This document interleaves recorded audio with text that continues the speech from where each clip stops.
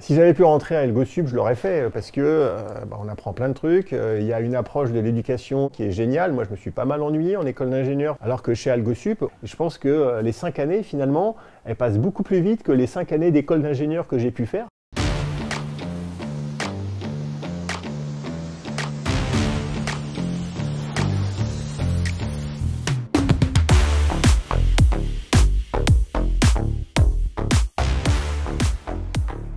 L'histoire d'Elgosup, c'est le fait que j'ai fait toute ma carrière dans les logiciels, que j'étais toujours frustré d'embaucher des jeunes diplômés qui n'étaient pas opérationnels en entreprise. Donc j'ai voulu créer une école qui remédie à ça. Donc Elgosup, c'est une école d'informatique qui se fait essentiellement en 5 ans après le bac. On peut aussi accueillir des élèves à bac+2, bac+3. Là aussi, Ledger, avec aussi un de ses cofondateurs, peut-être le plus célèbre aujourd'hui, Eric Larchevêque, fait que Elgosup a trouvé sur notre territoire les raisons de s'installer et à trouver surtout avec l'ensemble de ces acteurs les éléments pour pouvoir faire en sorte que cette école puisse se mettre en place dans de bonnes conditions et se développe sur notre territoire. Alors tout a commencé en fait avec Édouard Philippe à Vierzon. Et c'est à cette occasion que j'ai croisé Franck Janin. Alors, il roulait en Tesla, moi aussi. Ça faisait déjà un premier point commun. En plus, on s'est aperçu qu'on avait fait la même école. Deuxième point commun.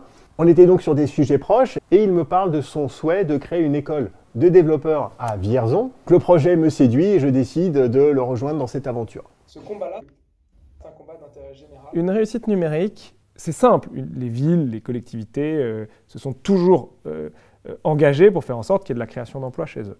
Et non seulement c'est un des premiers secteurs de création d'emplois, mais c'est aussi indispensable. Et plus vous avez de gens dans le bassin d'emploi qui maîtrisent ce que c'est qu'un site internet, qui maîtrisent ce que c'est que la communication sur les réseaux, qui maîtrisent éventuellement certains logiciels pour gérer les stocks des magasins, plus en fait vous aidez votre territoire à transitionner.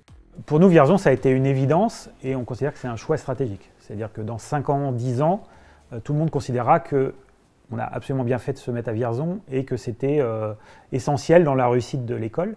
Nous, notre logique, c'était de trouver un endroit où on pouvait se développer, où il y avait de la place, qui était bien desservi, qui était central.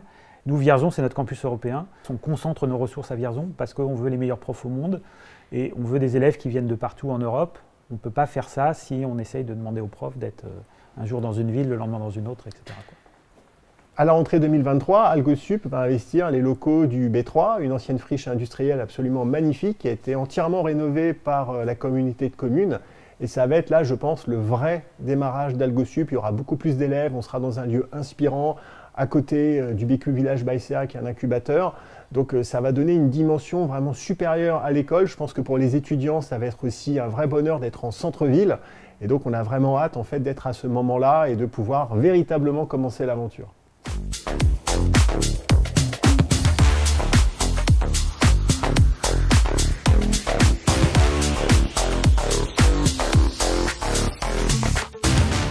La vision long terme, c'est un Netflix de l'éducation, c'est-à-dire on a une application qui nous dit « vous savez déjà faire ça, vous savez déjà faire ça, on vous recommande d'apprendre ça ».